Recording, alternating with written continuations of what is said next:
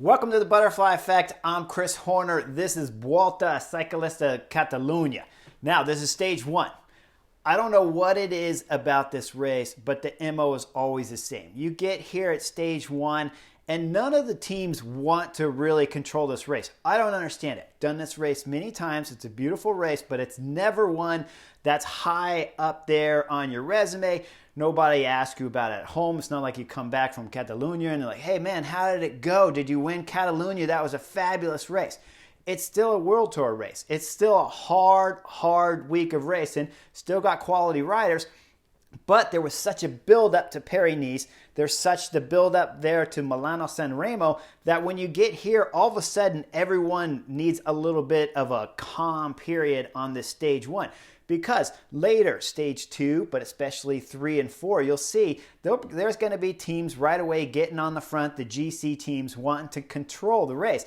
But for some reason, when you get here at Catalunya, this stage one, it's always the same way. A little bit of chaos early in the stage because nobody wants to control the race, which always blows my mind. It's a quality race, like I said, lots of points. If you win, it's fantastic, but still, it's the same MO. There's always a little bit of down period, and then sometimes that causes the racing to be really aggressive and hard. When I came here in 2011, when I was 4th overall, I was riding for Radio Shack. Contador tested positive the year before. He was fighting his band, and then they end up taking away this win from Contador.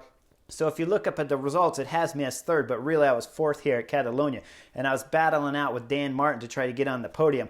But that boy's so fast, I didn't have much of a chance against Dan when it came to sprinting at the finish of these summits. Now today, when the racing comes on, it's a bit crazy. Sitting there on the couch and it's 60K to go, and there's a group of just over 20 riders, 23, 24 riders up there. And represented in there is Israel Premier Tech. They have solid numbers up there. I believe it was 6. And then we got Bike Exchange with Simon Yates up there, and he's got 7 riders in the front group, so they're drilling it hard. Jumbo-Visma have 3, and it's Rowan Dennis at the front.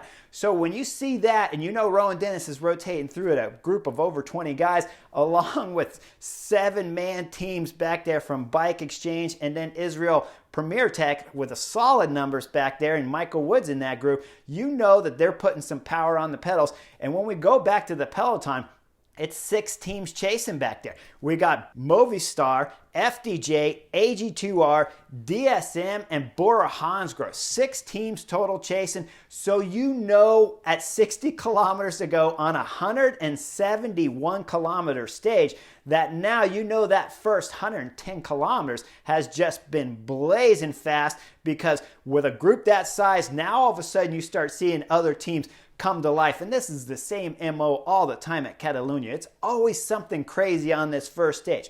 But with 6 teams chasing all out, we're going to see that group of 20, just under 25 riders, they're going to get caught with 50K to go. And then it's going to be EF Education, Jonathan Caicedo, who throws in attack. Now this is kind of a strange move. Perfect timing, but strange when you see it later what happens with Jonathan Caicedo. We'll see Nance Peter from AG2R. He'll bridge up. This was kind of funny because they chased the whole time that big group of almost 25 caught, and then Nance Peters jumps to go across up to the Jonathan Caicedo and flats right when he gets up there. So AG2R misses the next attack because from behind, it's 4 guys bridging up from behind. Peter Surrey from Quickstep, Bruno Adamar from FDJ, Theo Delacroix from Intermarché, Jonas Hivberg from DSM, and then out of nowhere, Alex Molinar from Burgos BH. I don't know how he got there. At one moment, there's a group of 4 bridging up to Caicedo, and then all of a sudden that group turns into 5. It was so strange that even when we're looking at the television cameras, they didn't catch it there at the race either. First, they're just listing 5 riders in that front group, and then you're looking at a Burgos BH rider, Alex, in there, and wondering, like, how did he get there? So 6 now are in the front group, and they'll get about a minute and 15-second gap with about 40 kilometers to go, 35 kilometers there, and they got a solid gap at 1:15. Now they got the only real obstacle of today's stage besides the rain, the cold, the narrow roads, and the wind was blowing all over the place. So there's plenty of obstacles. But when we get to 30K to go, This is going to be when they start to climb. It's 5K at just over 5% average. And we're going to see Jonathan Caicedo, and he's going to drop out of this group. Now, this was what was strange. When we were talking about attacking at 50 kilometers to go, at that point in time, he must have just lost his legs somewhere because he did that big attack to get away just when the field was catching that group of 25. And now he's the first to drop off when the climb starts going uphill and loses that front group. Now, he's got some company because it's Alex Molinar from Burgos BH, the rider that appeared out of nowhere, and he's getting dropped just after Jonathan Caicedo did. Now, back a little bit when we were on the coast, before we'd crossed the finish line for the first time, there was a crash in the group from Bora Hansgrohe, and that's Jai Hindley. When Jai Hindley gets back on, you know Bora Hansgrohe, when they got a teammate back there, that hopefully we're going to see Jai Hindley with a little bit of good form here so he can start battling for some GC positions. Remember, it's been a long time since we've seen Jai Hindley go second at the Giro d'Italia. I'm hoping we see some good results out of the young Australian kid. Now, behind, we're going down the descent with all the treacherous stuff happening throughout today's stage. Big breaks, lots of wind, small roads, cold, rainy, slippery. Now the biggest obstacle so far in this race, beyond chasing a group of 25, if you want to pick out another dangerous obstacle, is going to be the descent. Bahrain victorious, get on the front for the field back there to chase the 4 leaders up front. And they're blazing down the descent through the corners. And at this point in time, the road is still wet and damp, and you never know exactly what's going to come around the corners. Now, we're going to see a crash at 22 kilometers ago going down the descent. Clearly, someone couldn't hold the speed up there, what Bahrain victorious were doing, because they were just flying down the descent. Not certain when I'm sitting on the couch who it is until just after the descent. We're going to see 3 Ineos riders drop back there, and it's Richard Carapaz, the Olympic road race champion. He's chasing back on with 2 teammates. The pace at this moment, you know, is fast up front because he's going to lose not one, but both teammates, and he's going to have to bridge the gap up to the back of the peloton, the final few 100-meter gap there, all on his own. Carapaz must have some form to do that gap bridge, but it's going to be curious to see how much that crash is going to affect him later when we're talking about the general classification race here at Catalunya. Now with 8 kilometers to go, the field has got the breakaway riders wrapped back up as they're coming through the roundabout. The breakaway riders went a long way around the roundabout, and the Jumbo-Visma guys that were on the front, they cut the roundabout to the left, and they'll catch the breakaway of 4 just after the roundabout. Now things are getting interesting back there because it's 8 kilometers to go. With 7 kilometers, we see Jumbo-Visma still on the front. 5 kilometers to go, it's Ineos on the front, and it's Richie Porte. Now Richie Porte went solid here at last year's Catalunya. Remember, they went top 3, 1, 2, and 3 on the general classification, with Adam Yates winning overall, Richie Porte and G. Thomas rounding out the podium here at Catalunya. Now, you got to believe that with Ineos up there protecting Richie Porte right in the front of the peloton, that's going to be their main GC guy if they're putting through this kind of effort already on stage 1 to help defend Richie Porte up there. Next in line to take the front, it's Quick-Step, and they're drilling it. With 4 kilometers to go, there's a slight uphill for about 1K coming off the coast, and you can see the back of the peloton here. They are suffering. Everybody's out of the saddle, sprinting up this climb, trying to get themselves up over this 1 kilometer climb so they can get same time as the front runners on stage 1. Now, this just reminds me, you go back to the beginning of this stage, nobody wanted to win Catalunya or anything like that, and it wasn't important. We're not going to put a team on the front. We're not going to control the stage. Now, all of a sudden, you get at the end of the stage, guys are back there sprinting for dear life to try to keep from getting split and save their GC time here on stage 1. It's always like this at Catalunya. Every time it makes me laugh. Every time I see it, to think at the beginning where this race is not that important, and at the end, all of a sudden, nobody wants to give up GC. So with 4 kilometers to go, they'll go over the top of the climb with about 3K to go. Quick-Step is on the front, and now they got the field completely strung out with a little bit of a technical descent that brings them back into the city coast there.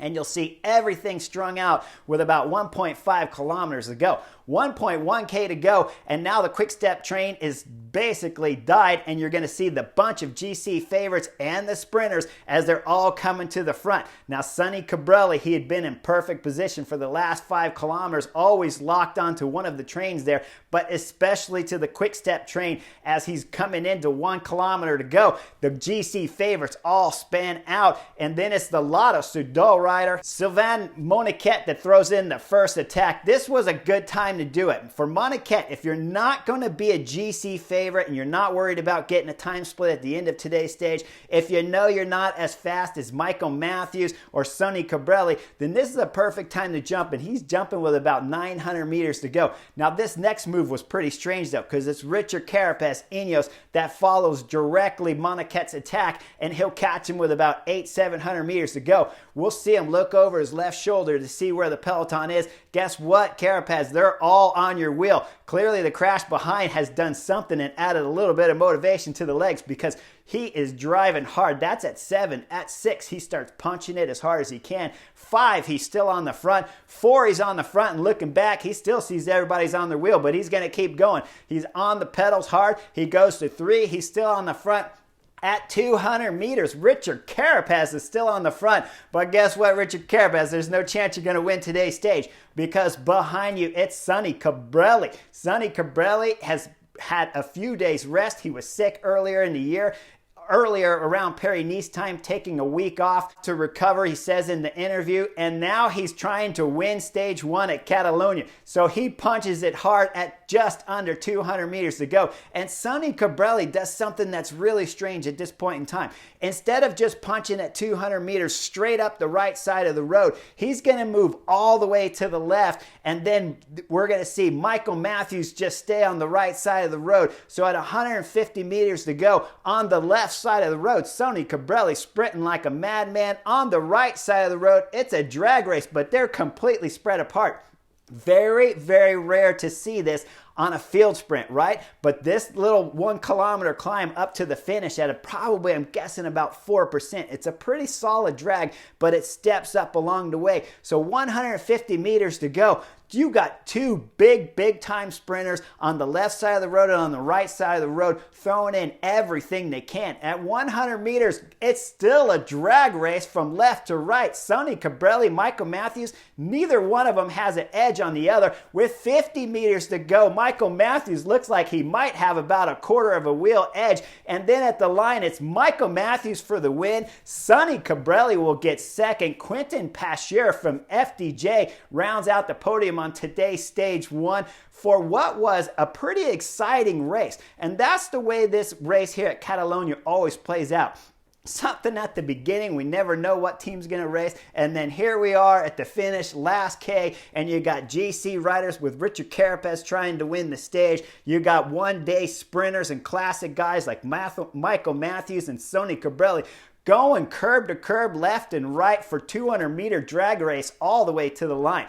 Really good stage 1. I'd recommend watching it. All the way from 60 kilometers to go. It was pretty exciting. Anything could happen here at Catalunya because you just don't know until we start getting here into stage 3 and 4 into the mountain stages. And then all of a sudden you're going to see everything in the world come back to the way it's normally supposed to be, with one dominant stage race team finally going, okay, I think we can win here. Because when you look at a team like Bike Exchange that has Simon Yates here, you got to believe he can go for GC with his form. He's on fantastic shape. Ineos have Richard Carapaz, Richie Porte. I believe both those riders will go good, and I expect Richie Porte to be the better of the two. So there's solid races here coming up at Catalunya. Stage 3 and 4 should be really exciting. I'm expecting another sprint stage on tomorrow's stage 2. And then when you're talking about 5 and 6, well, certainly 5, that's when we start looking at more of a chance for breakaway riders of making it all the way to the finish to win a stage here at Catalunya.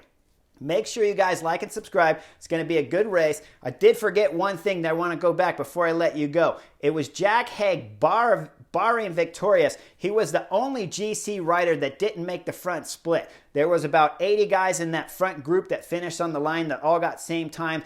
Everyone that I saw in GC got same time of GC favorites that I believe are favorites here at Catalunya, with the exception of Jack Hick. So make sure you like and subscribe, and I'll see you guys real soon on the next edition of the Butterfly Effect.